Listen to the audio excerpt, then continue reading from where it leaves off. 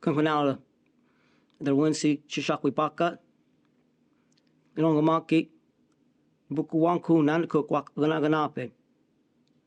Listen, greetings out to everyone. My name is Urie Ridgeway. My family is of the Turtle Clan of the Nanakuk and Lenape people. We're from Bridgeton, New Jersey, in the United States. And I like to just say that we are still here. Our families, our people, we are the survivors of a Holocaust. We're the survivors of genocide. Our families, our languages, our culture is still surviving within this homeland and amongst the territories what we call Turtle Island.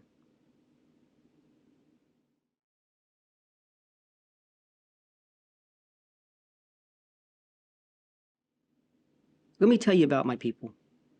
We are the Lenape people. We're the grandfather tribe. We're the oldest tribe amongst the Algonquin-speaking people. All those that speak the Algonquin language, they descended from us. They turned to us and they looked at us and say, "You are our grandfathers. You are the oldest ones."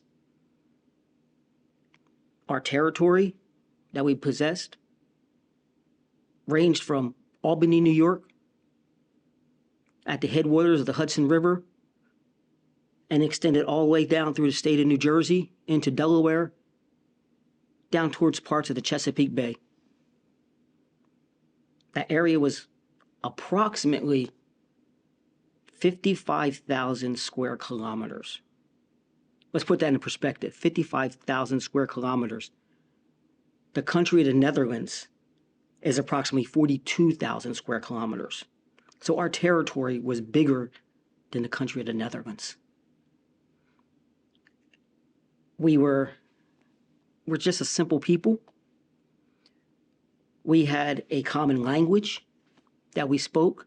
Even though we lived in many different communities throughout that territory, we all called ourselves Lenape, the original people.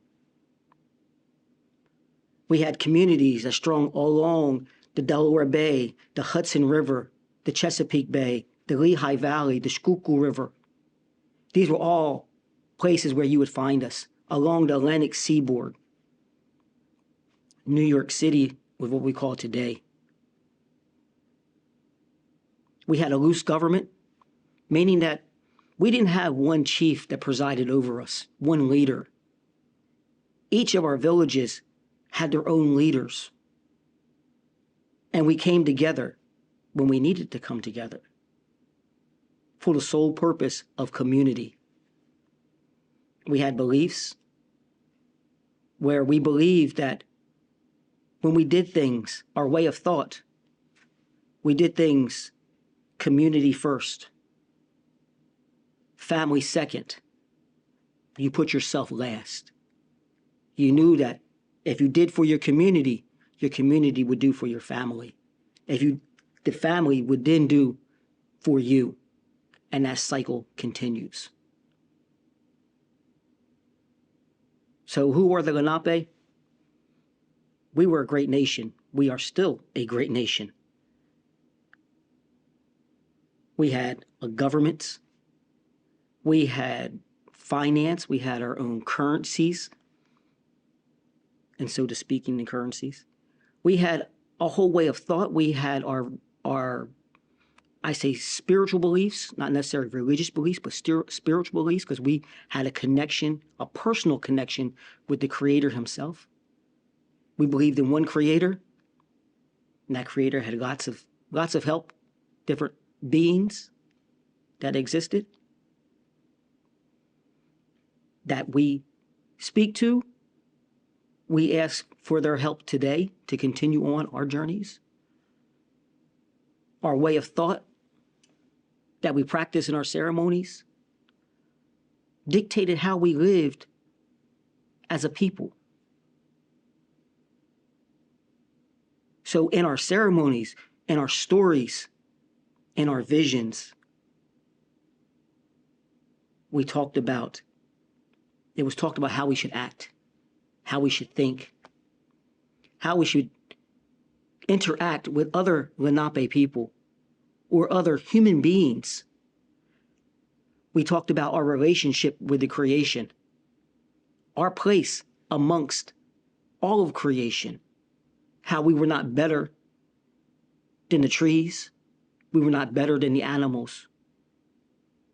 We depended on them, they depended on us. We had an inner working relations where we came together. That's who we are as Lenape people. The definition of Lenape is very complex. Even though our civilization was very simple, who we were, how we interacted, how we thought about our women, how we thought about our children, how we felt about our ancestors or the future generations, is what we lived in an everyday thing. We practiced our ceremonies every day. Not that we went to our fires, not that we went to a church or anything of that nature every day, but we would simply, in the way we act, because it was the way we were taught, we practiced our ceremonies and our religion, our way of life every day. So when I Lenape people, just to think about them, about who we are, where we come from. I can tell you a story of what they call the Walam Olam, the Ridge Score. It's supposedly a written record, and I say supposedly because it's with contradiction and throughout history where some people believe it, some people don't. Some anthropologists do not believe it. Those that study us say, oh, it's not true. It was made up by an anthropologist just so he could have fame. But in that written record, it talks about how we came from the north, the northern territories. And we made our way down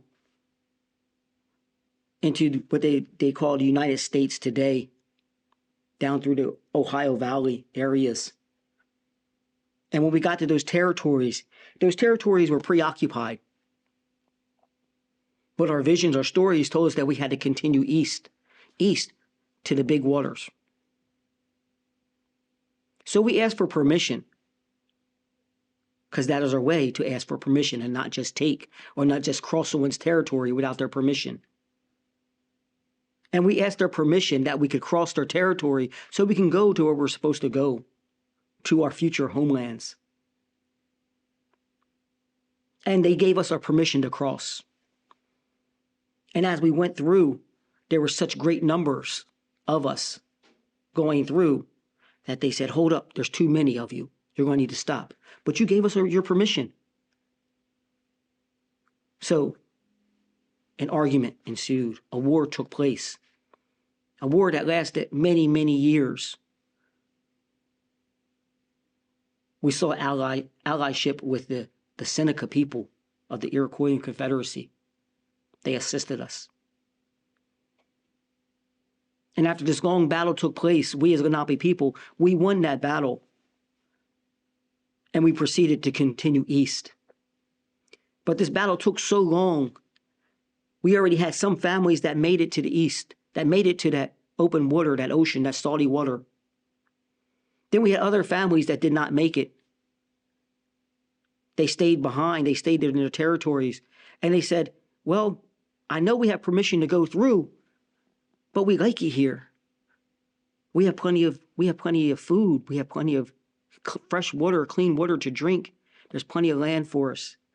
We're going to stay here. And those that went on through, they spread out to the north and to the south along the East Coast. And this is how all of these other, what we call tribes today, are related to the Lenape. They branched off. They came from us. And therefore they call us grandfather. They call us the old ones.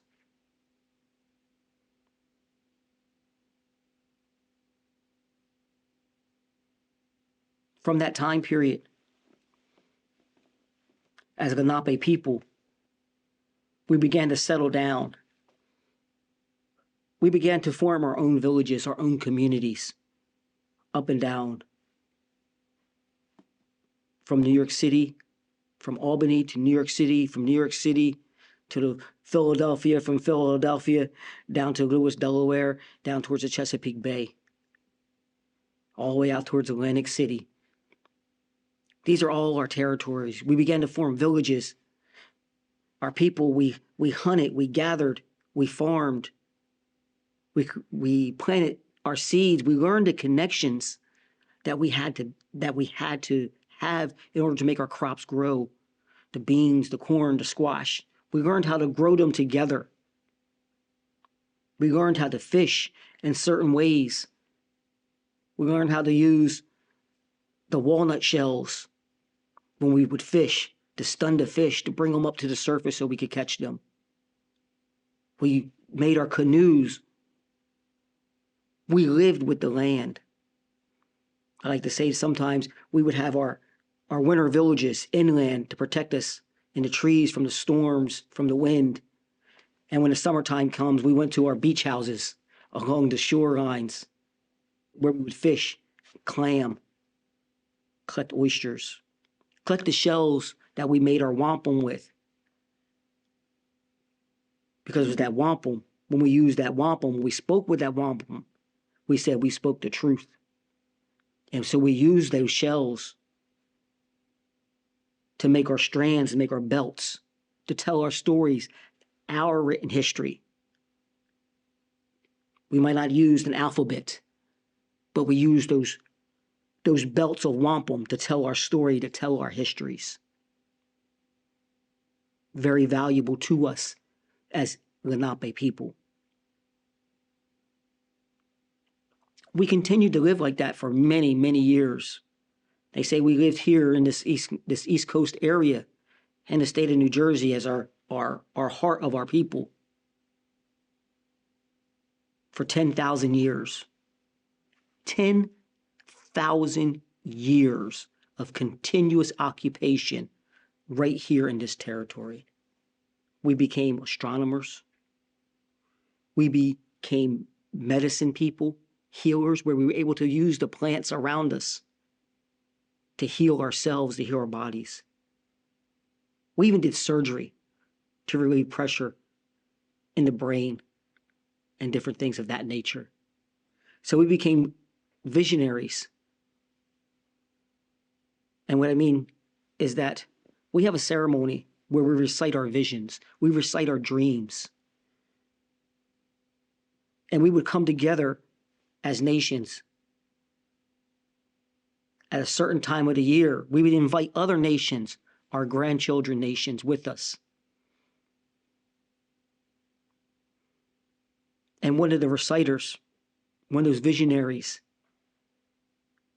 he spoke of his dream. He spoke of this, what was given to him. He spoke of the arrival, what we call the Shwannock, the Saudi people, the arrival of the European on our territories. They spoke of the horrors, the trauma that our people were about to face. They saw this coming. He saw in his vision, in this gift that was given to him, he saw how the people, not just Lenape people, but all indigenous peoples would be scattered across this, what we call Turtle Island. Basically clinging on for their life. He spoke of this. And he presented that to all the nations, to all the indigenous people that were there. And it was decided that the Lenape people to protect those other nations, we would face the brunt of the Shwannock. What they had to bring, we would take on very first to protect all of those that are around us, to protect all of our grandchildren. And we knew this long before the arrival of the European. So we prepared ourselves. For when that arrival came, we knew we had a responsibility to protect our grandchildren. We knew we had that responsibility to take that blunt, that impact, as they say, the wave after wave that would come in to take over our lands.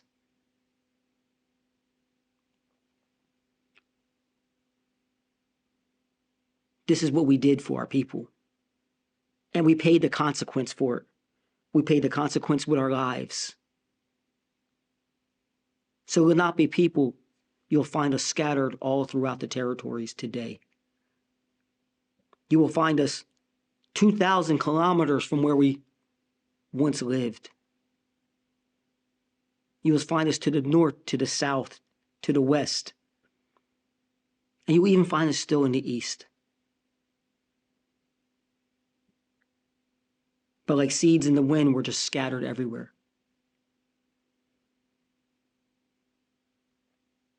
So the Lenape people, you ask, who are they? We're the originals. We're the ones that stood up to face the coming wrath. We're the ones that allowed other nations to grow. And that's what's forgotten about us many times.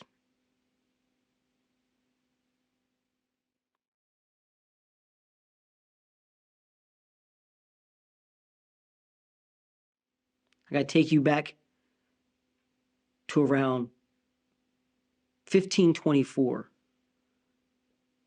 when Verrazano first took his course along the east coast of the Americas, mapping the territories coming up the coast. He got into the southern Delaware territories. He was afraid of bottoming out, so he stayed far enough away from the shoreline that he wouldn't get stuck on anything. And he bypassed the Delaware Bay and continued north. He made his way into what is now the Hudson River. And he mapped the territories along the Hudson River before going out. That was the first time that the Lenape people had a chance to see the European. That was the first time they had a chance to actually know that that vision was coming true. It was several years later, a few other explorers came through. But it was in 1609 when Henry Hudson made his way to the territories. He went a little closer to the shore. He went up into the Hudson River, mapping the territories, meeting up with the Lenape people in those territories. He came back out, made his way further south. He actually made it into the Delaware Bay, going up the Delaware River before coming back out once again. He's now come in contact with the Lenape people that lived in the north to the Lenape people that lived in the south. He covered our entire territory. And this is when things changed for us. This is when the life of the Lenape people ceased to exist as they knew it. They no longer would live the life of their ancestors. that they did for 10,000 years, that lifestyle was now gone. They just hadn't realized it yet.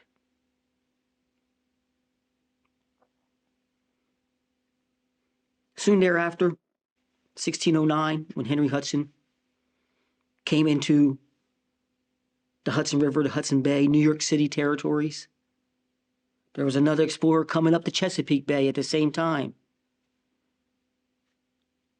named John Smith, meeting with our Nanacook relatives along what they call the Nanacook River. So there we are as Lenape people. You have them in the north, you have them in the south, and the squeeze was starting to push into us. 1624, they're making preparations. And then by 1626, a letter sent back to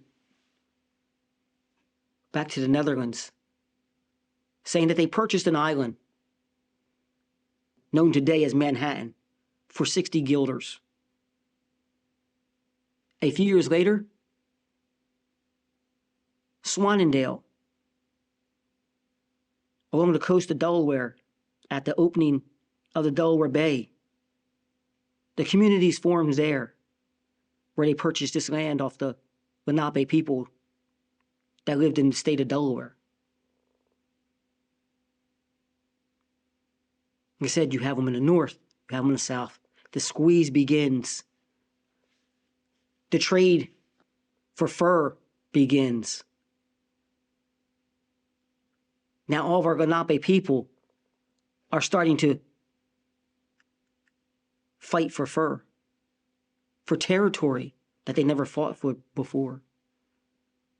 We coexisted with the other surrounding nations, the Iroquois people, the Nanacook people. We survived them. We shared our territories. But now we find ourselves occupying the same territories, expanding our hunting lands to find fur so that we can trade for goods such as axes, hoes, blankets, metal knives, things of this sort.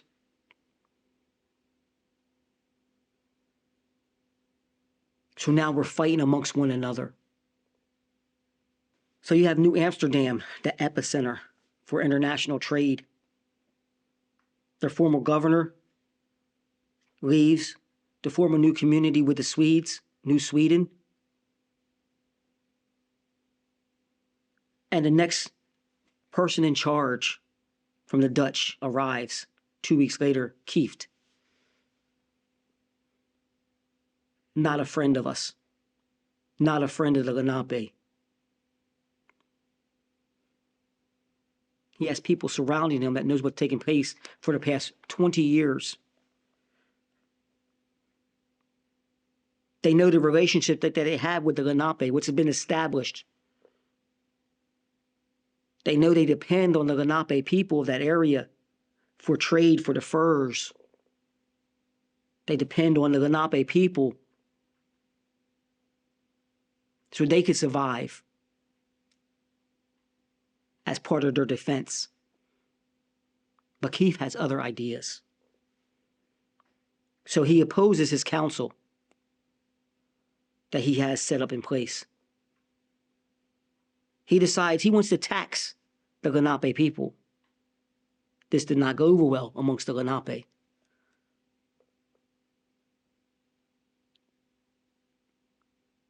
He decides he wants to see the Lenape people taken out. There were some pigs that were stolen. They blamed it on the Lenape people. And so they sent soldiers in after the Lenape, the Raritans on Staten Island. Some of the Lenape people were killed over these pigs, when it was later found out that it was colonists who had stole the pigs. This did not sit well with the Lenape people, And so they retaliated, killing another Dutch man. So Keith, he sent soldiers to the community to find the murderer of this Dutch man. When the Lenape people did not want to surrender the murderer, he became angry. He spoke with his advisory council, who advised against waging war against the Lenape. So he dismantled his advisory council. And he went after the Lenape people.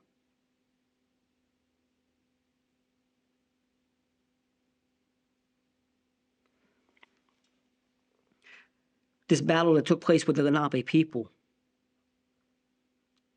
they killed 500 to 700 Lenape people in that battle. 500 to 700 Lenape people were killed. The Lenape people did not take this very well at all, and they retaliated. They brought over 1,500 warriors back to New Amsterdam, killing everyone that they could find.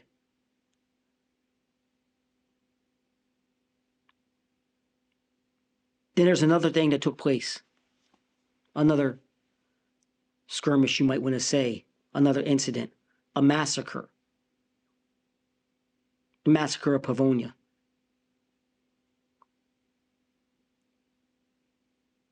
They don't know if Keith ordered the massacre, but they know that he rewarded the soldiers afterwards. In the middle of the night, soldiers went to the Lenape village in Pavonia. They killed 120 men, women, and children. Reports of that massacre talk about babies being taken from their mother's breast, hacked in pieces, and tossed into the waters, tossed into the fire. They talk about other babies still on the cradle board, being stabbed, mutilated, or tossed into the river. And their parents would go to the river to retrieve them. And the soldiers would not let the parents nor that baby come out of the water, allowing all of them to drown.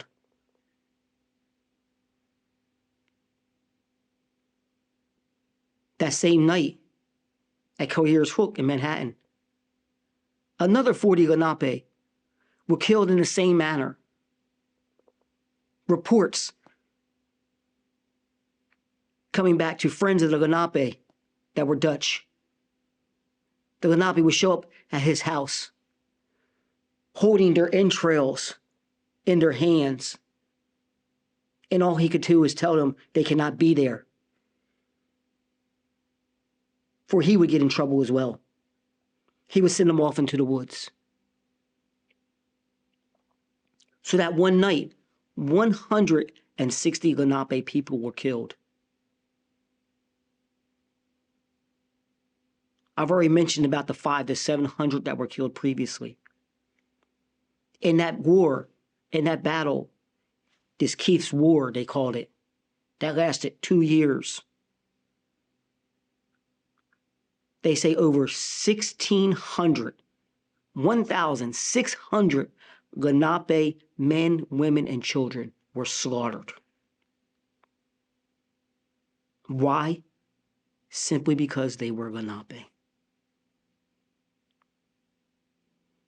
They stood in the way of the progress of New Amsterdam.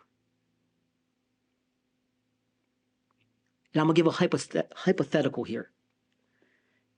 Let's say 1,600. 1,600 people were killed. Let's say they were couples. I'll put it in perspective. Let's say they were couples. That means that would be 800 families. 800, married people. They each have 2 children apiece. And their children have 2 children. And their children have 2 children.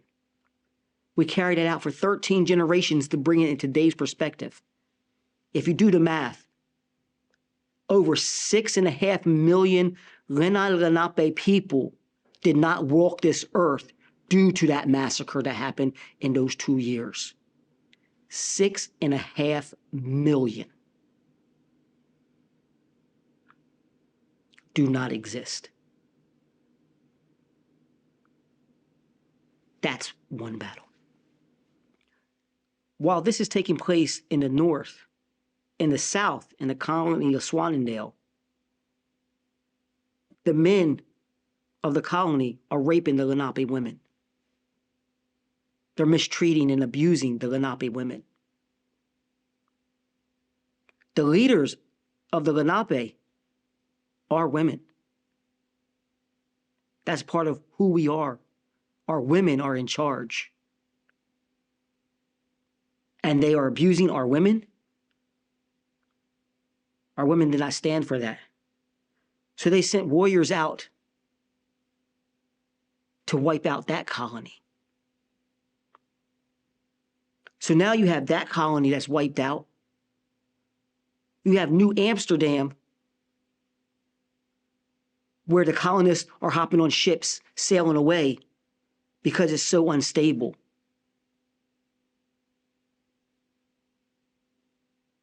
We have the Lenape people that are in control of things at this point in time. However, the older generation of Lenape are starting to die off.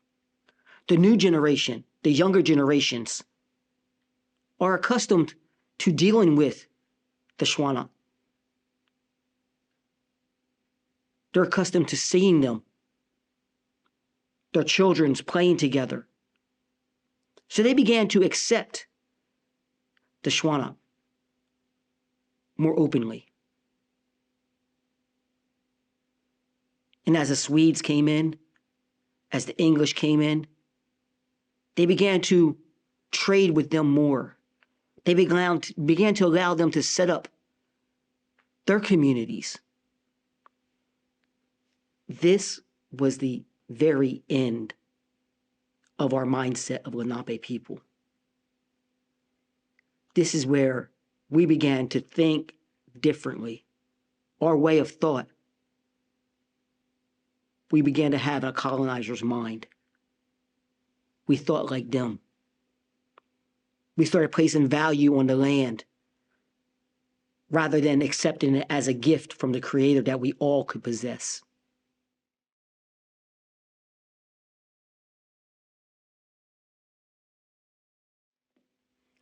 So let's talk about colonization and the impact that it had on the Lenape people. First of all, you have to think about what is colonization. You got to talk about how it's the way of thought, a European mindset being imposed upon an indigenous community. We have a different way of thinking. We think about our interaction with the earth, our interaction with nature. How we, as Lenape people, depend upon our relatives, the animals, the trees. We depend upon them. In our creation stories, it talks about those animals getting together, having their own council, their own discussions about this latest being that the Creator created. This human being. And how pitiful he is. He does not have fur to keep him warm. He does not have feathers, he cannot fly. He's weak. He has no teeth to really chew. He's slow. And those animals got together And they said, he's part of the creation.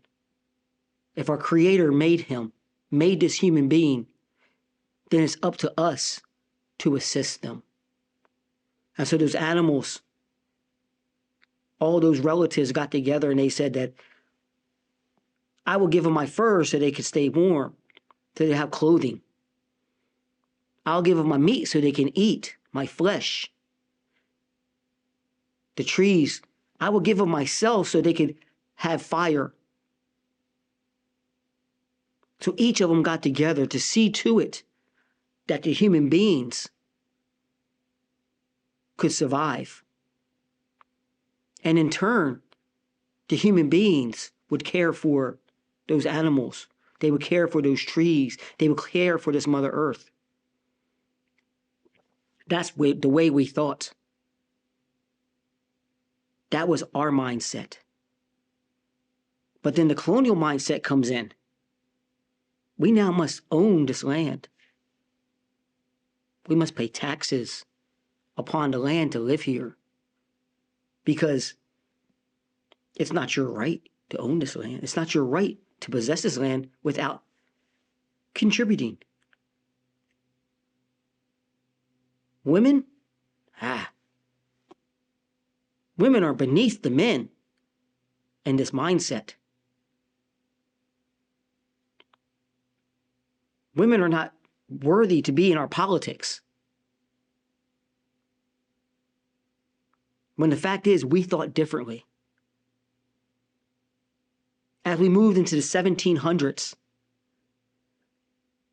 there were a lot of wars between Lenape people and the settlers, not just the Dutch, but the French, the English, the Spanish. Wars amongst the other nations, as we're all trying to think like the colonists, and we must gain access to this land. We must take out all the animals that we can, so that way we can get money.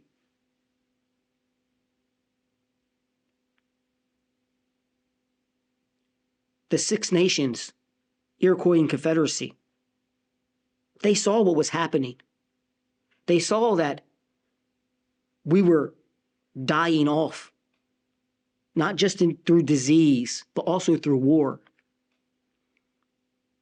They realized that if we continued on that path that we were going down, all of us as Indian people, as indigenous people, would be killed, and we would cease to walk this earth. They knew something had to be done.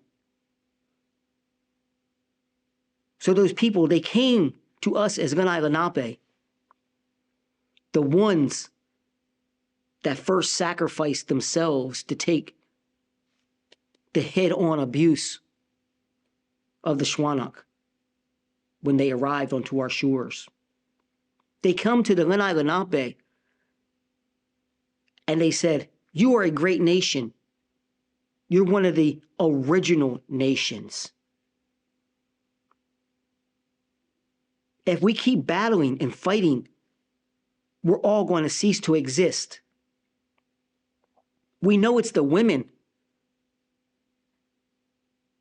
that we hold in great regard. It's the women who control life. And so with that, we're asking you to take the role, you, the Lenape people, to take the role of being the women of our nations. Be the women to see to it that our people do not kill themselves off through war. Be the women to find a road of peace for us so that we can all survive for many generations to come. So the Lenape people, they accepted that role as being the women. They were presented with a dress. They were presented with earrings. They were gifted with the things that would be given to a woman for a woman's role. And they were held with high esteem amongst the Iroquois people, high esteem amongst the other nations, because it was their role to see to it that we would survive. But like with all of the colonial mindset, it affected the Six Nations as well. Because then they said, oh, Lenapes, you're our women. You don't even go to war. You're pathetic. You're below us as us men. They forgot their own teachings of why they placed the Lenape people in the roles of women. They forgot that we were there to protect them. So when that colonial mindset came in and affected the Iroquois people, they no longer thought of us as protectors, as peacekeepers. And so the Lenape people said, why should we do this? And they went back out and they did what they call picked up the hatchet and went back to war. Because we no longer thought in our old ways. We wanted the money. We wanted the land. We abused our women. We did not think about the future generations to come anymore. We even gave up our own religion.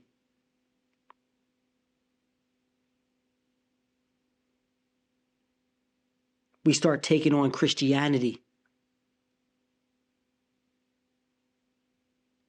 We no longer identified ourselves in that same way of thought that was given to us from our ancestors. So colonialization, as it sunk into us, we began to fight for survival. We began to disperse, looking for new territories that we could survive in. You had a few of us that still had that mindset of our ancestors, but it was nothing compared to those who had the colonial mindset. We saw the trinkets, we saw the fancy cloth, the pretty cloth, we saw the guns, the ammunition, those things, and we wanted them. We sought possession. We no longer thought of community, family, then self. We thought about me. We thought about I. What can I get? Look what I have accomplished. Look what I have done. It was no longer about we. Look what our community has accomplished. We became individuals. Once we became individuals, we were no longer a unified nation of people, and we were conquered at that moment. We failed to think like an Indian. And we began to scatter. We left New Jersey, New York, Pennsylvania. We followed the missionaries, and they taught us that it was bad to be Indian. It's bad to think like that. You need to think like me. And we followed those missionaries, we followed those leaders, we signed treaty after treaty with the state governments, with the federal governments. And every time we signed a treaty, we signed away our sovereign rights as a nation. There's not one treaty that we signed that gave us rights. There's not one treaty that we signed that gave us the ability that was above what we had prior to contact. Prior to contact, we moved freely, we spoke freely, we hunted fished as we needed to do, whenever we needed to do it. We declared war when we needed to do it. Each treaty took those rights away from us. Colonialization watered down everything that we had. And as we moved further west, we moved further north, we moved further south. And those that stayed behind, we hung on to everything that we could. What little bit we could. You had a few traditional people that would do these things. And then you had great leaders that would come up, such as Neolin, one of our great chiefs, one of our great prophets, that came out and said, we need to start thinking like an Indian again. We need to put down these guns, pick up our bows. We need to remember what our ancestors taught us. We need to think like that again. Once we begin to do this, we will find peace within our communities again, because we will have communities again. We will have nations again.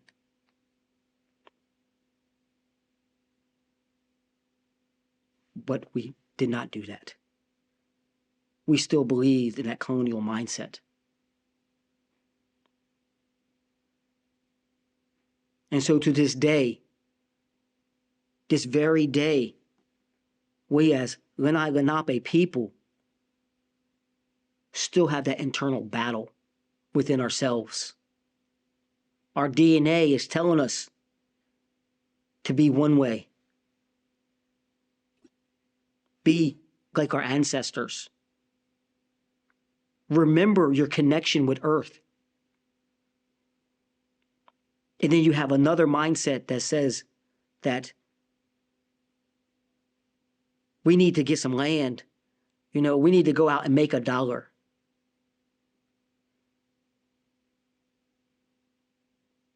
So we still have that conflict within us. And from that conflict,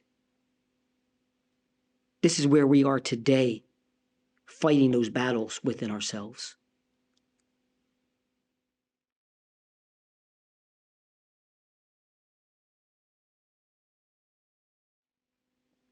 So here we are, 400 years after the sale of Manhattan. And the one thing I have to say is that we are still here. That's everything to us. We were not exterminated. We are still here. You're going to find us all across this Turtle Island. You will find Lenape people in Canada, New Jersey, Delaware, New York. You'll find us in Oklahoma, Kansas, Texas, Colorado,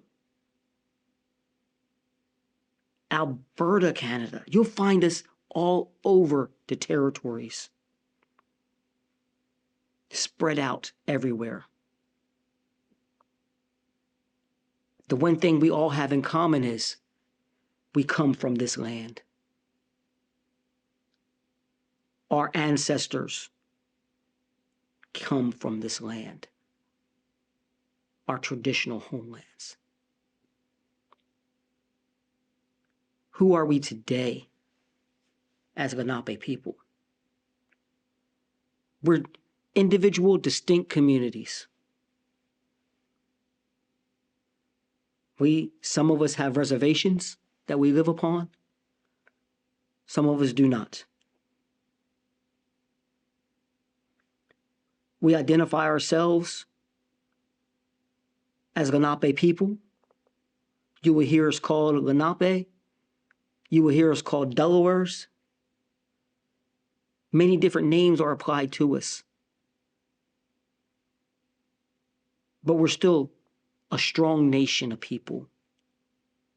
We're in search of who we are as Lenape people. Our languages are spoken, but they're no longer our first language. Our ceremonies are conducted, but we're still learning to remember them.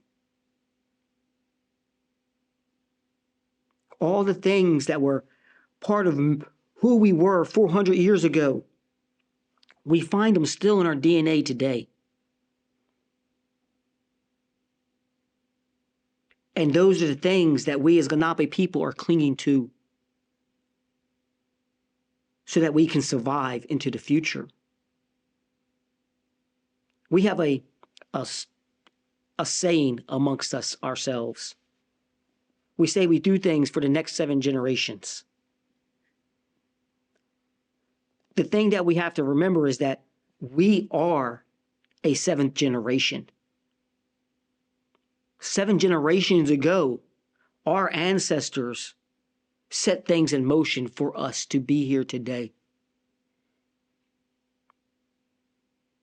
When we produce our artwork today, when we produce our crafts today, when we tell our stories today, we're setting up 7 generations from now so they will be able to hear those stories. They will be able to see our art. They will be able to see and participate in our ceremonies.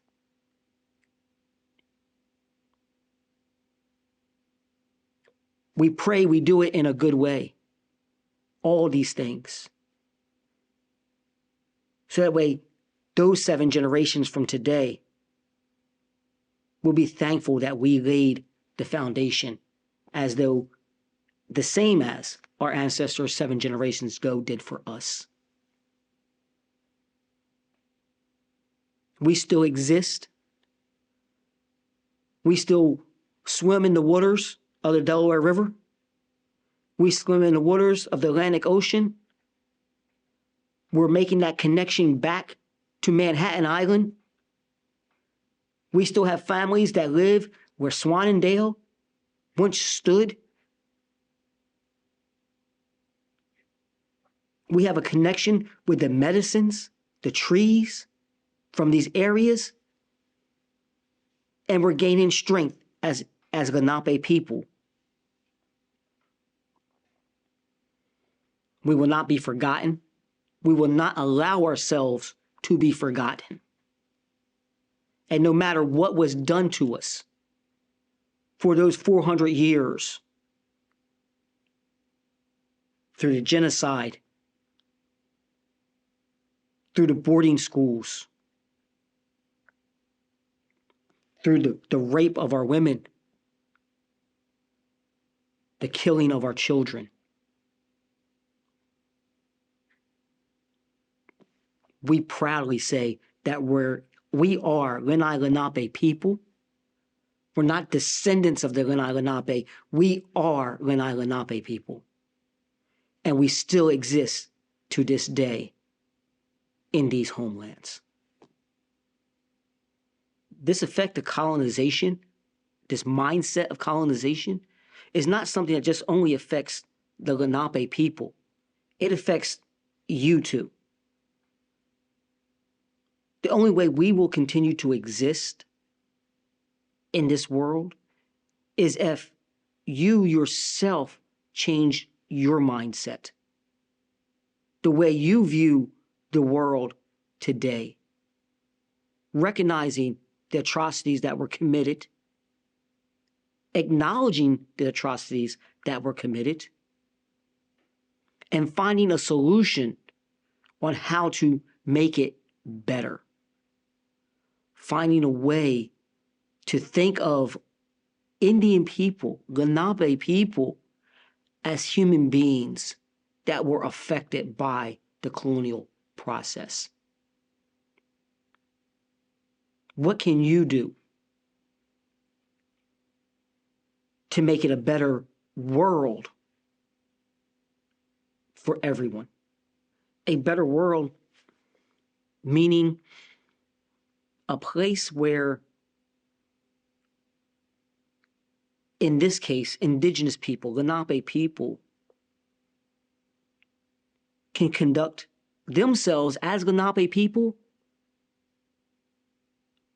without it being frowned upon, without being condemned for it. So if you, the people,